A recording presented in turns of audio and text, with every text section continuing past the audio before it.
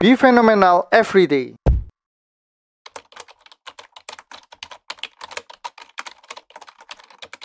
Halo guys, video kali ini saya akan membahas dua hal ya. Yang pertama saya akan membahas saham bank apa sih yang sedang diakumulasi oleh Pak Loh Keng Hong ya. Dan yang kedua saya akan juga membahas tentang studi kasus bagaimana kita bisa terhindar ya dari jebakan dalam menganalisa saham-saham perbankan dengan menggunakan rasio-rasio yang ada. Nah, karena beberapa saat kemarin ya, sekitar beberapa bulan yang lalu atau mungkin setahun yang lalu, itu banyak sekali orang-orang yang terjebak di salah satu perusahaan perbankan yang kelihatannya itu wonderful company, tapi ternyata kinerjanya itu terus-menerus turun. Nah, di beberapa saat yang lalu itu ada artikel yang mengatakan ya, Pak Loh Keng Hong itu suka dengan saham bank ya, memang ya. Dan dia sudah punya dua itu adalah NISP dan BNGA.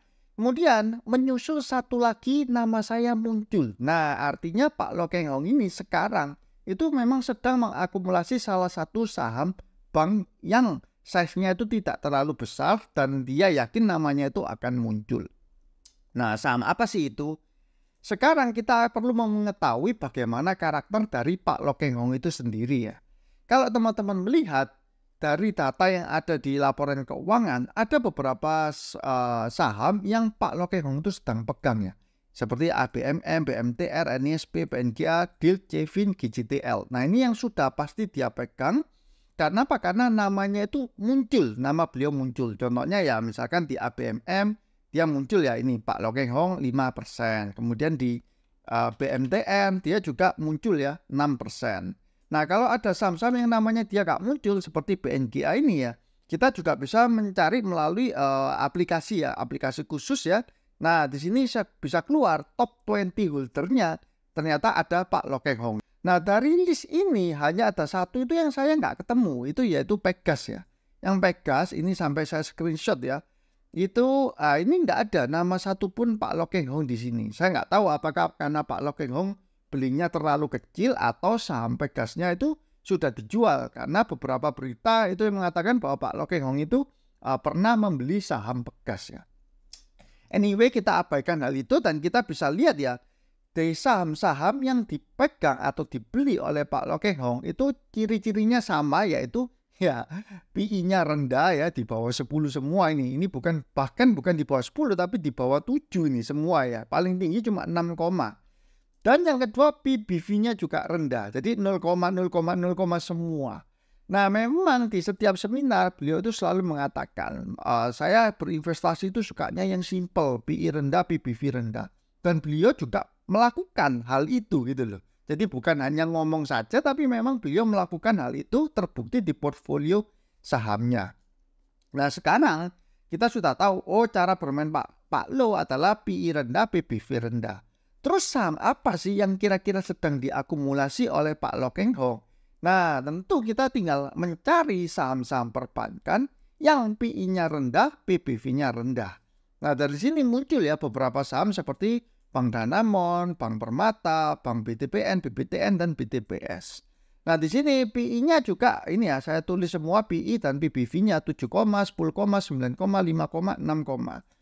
Dari ke berapa ini? Ada 5 saham ini yang masih mungkin dibeli itu kan yang BDMN, BBTN, BTPS. Kenapa? Karena dia PI-nya itu masih tidak terlalu tinggi ya. Nah, sedangkan untuk BNLI dan BTPN, kalau kita lihat dari karakternya Pak Loh, dia sukanya yang benar-benar rendah sekali PI dan PBV-nya. Makanya saya hilangkan untuk dua ini dan saya akan berfokus ke 3 saham ini ya. BDMN, BBTN, dan BTPS. Nah, kalau kita lihat yang pertama akan saya bahas itu BTPS. Nah, ini saya jadikan contoh kasus betapa jebakan di dalam menganalisa saham perbankannya. Kalau kita menganalisanya menggunakan rasio yang ada pada umumnya, misalkan seperti ini ya. Ini saya ambil dengan menggunakan aplikasi Stockbit ya, kan ada perbandingan. Kalau kita cuma menganalisa dari BTPS, PI-nya 6, kemudian price book value-nya 0,7 ya. Nah, terus biasanya orang-orang itu kan suka dengan menggunakan ini. Gross profit marginnya dia tinggi sekali nih, 90%. Net profit marginnya juga tinggi sekali, 16% kan. BDMN cuma 15, BBTN cuma 8, dia 16%.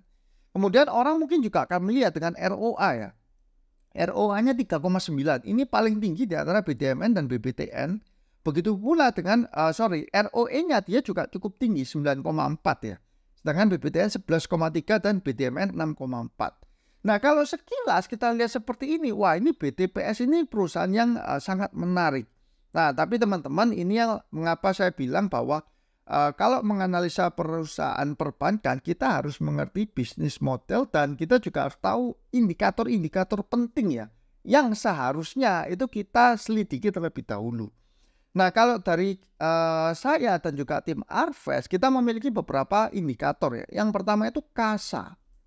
KASA itu adalah current account, saving account, atau tabungan dan giro.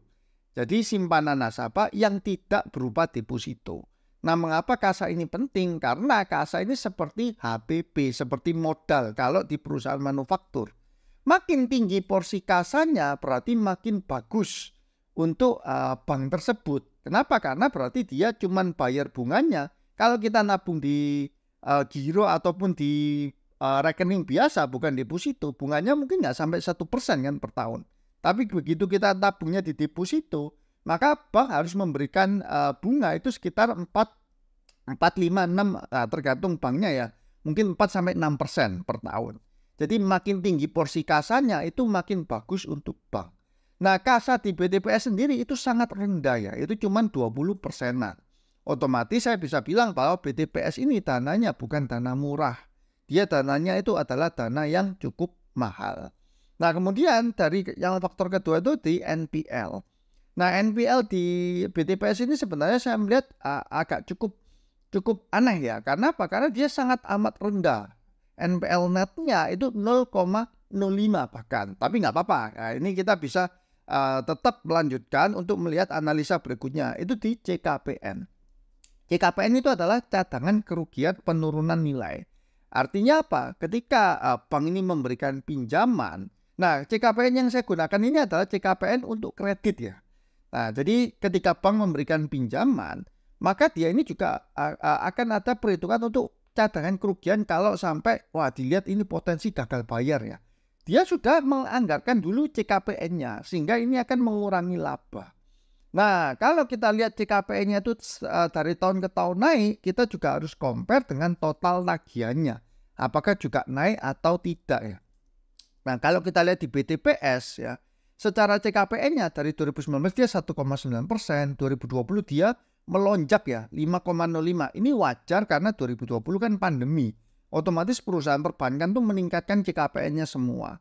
Kemudian 2021 ini sudah turun 37, 2022 turun 3,6. Tapi di 2023 dia bahkan lebih parah dari pandemi untuk menganggarkan CKPN-nya ya, sekitar 5,64%. Nah, hal ini sudah menjadi red sign ya, bahwa hati-hati kalau misalkan berinvestasi di BTPS. Nah, mungkin kalau kita lihat dari ini yang cuman rasio-rasio yang ada pada umumnya, kita akan melihat bahwa ini sebenarnya perusahaan bagus. Tapi begitu kita bredel di dalamnya, kita baru tahu bahwa nah BTPS ini cukup red flag kalau misalkan kita mau berinvestasi di dalamnya. Jadi untuk BTPS tentu akan saya coret dari daftarnya yang kemungkinan diakumulasi oleh Pak Loh Keng Hong. Karena ya saya yakin beliau juga pasti menganalisa hal ini ya. Kemudian yang kedua itu adalah Bank BTN ya. BTN kasanya cukup bagus, dia 40%-an, kemudian di 2023 juga cukup tinggi, 53%. Nah, namun di NPL-nya dia itu juga cukup tinggi ya, gross-nya 4-3%. Ini 4%, 4%, terakhir di 3%. Dan NPL net-nya itu 2%, 2,9, 1,2, 1,3, dan terakhir di 1,3% ya. Nah, kemudian yang terakhir itu di CKPN-nya. CKPN-nya ini memang naik kalau teman-teman lihat ya. Ini ya angkanya 6, 12, 14, 15, 15. Tapi secara persentase dia memang mengalami kenaikan tapi tidak separah si BTPS. Makanya saya bisa bilang bahwa ya ini masih lebih mending lah daripada si BTPS. Nah, namun untuk Bank BTN sendiri kita juga harus tahu bisnis modelnya. Di mana penyaluran kredit dari Bank BTN ya, itu ke arah kredit untuk rumah rakyat ya. Nah, jadi target marketnya itu adalah retail ya, yang segmentasinya lebih secara khusus ke arah kredit rumah. Nah, bank yang menyalurkan kreditnya ke sektor properti, apalagi marketnya itu retail, itu biasanya kurang disukai oleh investor. Nah, investor tuh lebih suka kalau misalkan penyalurannya itu ke arah corporate ya, atau perusahaan-perusahaan yang besar untuk meminimalkan resiko lah. Ya, kita tahu di mana potensi untuk gagal bayar itu semakin besar kalau misalkan marketnya itu semakin retail ya. Nah, jadi makanya menurut saya Pak Loh Keng Hong tidak berinvestasi di bank BTN. Dan yang terakhir, nah ini adalah yang kemungkinan besar dan saya sangat yakin juga bahwa ya Pak Loh Keng Hong itu membeli saham BDMN ya, atau Bank Danamon. Nah, BDMN itu kasarnya memang dia cukup bagus ya, dia 49, 52, 59, 63 dan terakhir di 2023 itu 52,3% ya. Kemudian secara NPL-nya pun dia cukup stabil ya di 3, 2,2 dan terakhir 2,2 untuk gross, sedangkan netnya itu sangat rendah. Dia juga di angka 0,3%, jadi sangat rendah NPL-nya. CKPN-nya sendiri waktu pandemi dia 2020 itu 2,93% ya, sempat naik 2021, 2022 juga. Namun di 2023 ini mengalami penurunan tinggal 2,52%. Nah, apa yang membuat saya merasa bahwa Pak Loh Keng Hong ini kemungkinan besar ke arah sini karena BDMN ini mempunyai sesuatu yang tidak dimiliki oleh ya ini ya seperti BTPS atau BBTN. Yaitu si BDMN ini kalau kita lihat dimiliki oleh MUFG Bank ya. Nah, di sini MUFG ini kalau apa hubungannya kok dengan BDMN kalau dimiliki MUFG? Itu biasanya akan terjadi sinergi. Nah, sinergi maksudnya apa? Misal MUFG ini kan perusahaan yang sangat besar ya, bank yang sangat besar. Nah, kalau dia mempunyai klien-klien, maka dia bisa melakukan cross-selling ya ke BDMN sendiri. Nah, apalagi misalkan ada kebutuhan kliennya dari Jepang ya, kemudian dia butuh investasi di Indonesia, atau dia butuh kredit yang di Indonesia, dia tinggal melemparkan. Nah, ekosistem inilah yang dimiliki oleh Bank Danamon, tapi tidak dimiliki oleh kedua bank yang tadi ya, yang lainnya ya. Selain itu, kalau kita lihat sebenarnya secara kualitatifnya ya, BDMN ini itu memiliki saham di Adira Finance ya, cukup besar yaitu di 92,07% ya.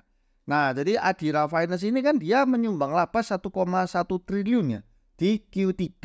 Sedangkan BDMN itu laba Q3-nya 2,3 triliun. Artinya laba dari BDMN ini itu hampir 50% dihasilkan oleh ADMF. Jadi BDMN ini memiliki ekosistem dari bank dan finance yang menjadi nilai unggulnya dia dibandingkan dengan bank yang lain. Oleh karena itu ya menurut saya Bank Danamon ini adalah saham bank ketiga yang dibeli oleh atau diakumulasi oleh Pak Loh Keng Hong. Walaupun demikian, teman-teman juga tidak serta-merta langsung ikut ya untuk membeli saham Bank Danamon ya seperti Pak Loh Keng Hong. Mengapa? Karena kita harus tahu bahwa setiap investor itu kan mempunyai karakter masing-masing. Kalau teman-teman ataupun saya ya ada di posisi Pak Loh Keng Hong, tentu kita itu cenderung tidak usah agresif ya, cenderung untuk bermain aman. Ngapain agresif? Karena dananya itu sudah berapa triliun gitu loh. Nah, jadi dia tinggal menempatkan dana di perusahaan-perusahaan yang menurut dia sudah under value semua. Apalagi kalau perusahaan-perusahaan yang dia investasikan itu memberikan dividen ya. Jadi style Pak Loh Keng Hong ini sebenarnya simpel. Dia tinggal defensif mencari saham yang PBV rendah, PI murah. Kenapa ya? Karena dananya dia sudah besar. Nah, dia juga bisa hidup dengan dividen yang dia terima. Kalau dia punya 3 triliun, dengan dividen yield 5% aja dia sudah sangat amat cukup ya. Nah, bagaimana dengan teman-teman? Apakah teman-teman mau seperti Pak Loh Keng Hong yang mengakumulasi saham BDMN? Ya, saya yakin nanti tahun depan mungkin namanya Pak Loh Keng Hong itu sudah muncul ya di pemegang saham BDMN.